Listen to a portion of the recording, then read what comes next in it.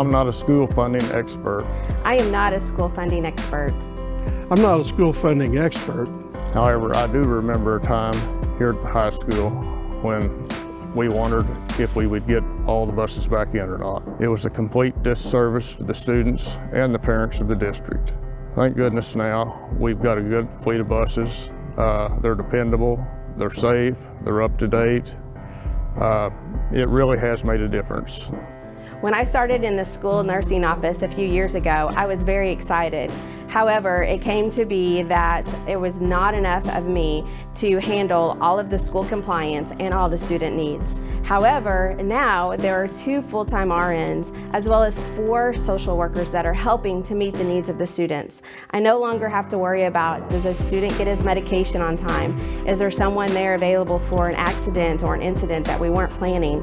Now we're able to meet all the emotional needs of the students. I do know that I've been on school board for 26 plus years.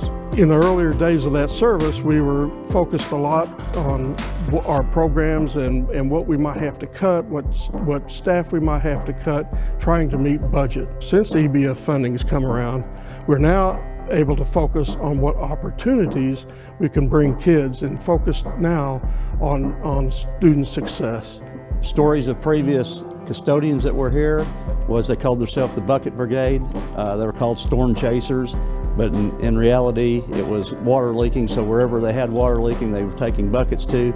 Numerous times they had over 70 different buckets in the building. It's an exciting time to have a dry building. I do know that when my brother and sister went to school here, they didn't get a lot of support with making future plans. However, that has changed for me. I have a career coach that has helped me complete my FAFSA, apply to colleges, and make a quality resume. I do know that when I started here in the guidance office at Vienna High School, there really wasn't a lot of choices for students for their classes.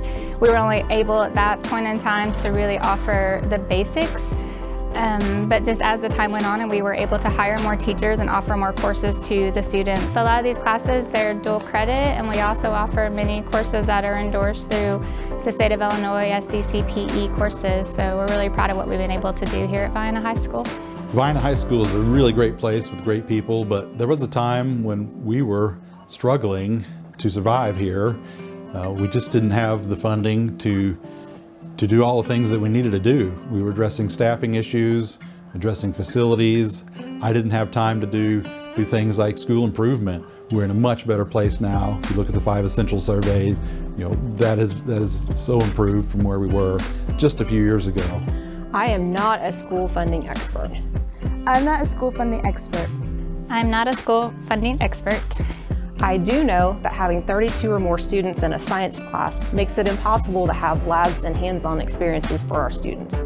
Now that we've added more sections into our science classes, students are able to have a greater variety of classes and more hands-on experiences. There was a time at Vienna High School when few seniors had career plans after graduation. We have now implemented a program called Career Connected Life Ready. We have also implemented the Post-Secondary and Career Expectations, or PACE framework of Illinois. Through these programs, we have had career coaches work with our juniors and seniors and meet with the parents individually to map out some plans for their careers. The students are updating their resumes, they have letters of recommendations, they are job shadowing and visiting college campuses. Now, all of our students have career plans. While our friends, students, teachers, parents, and colleagues might not know all the details about school funding, they are experts at its impact. Undoubtedly, Illinois has made a seismic shift in the right direction when it adopted the evidence-based school funding formula.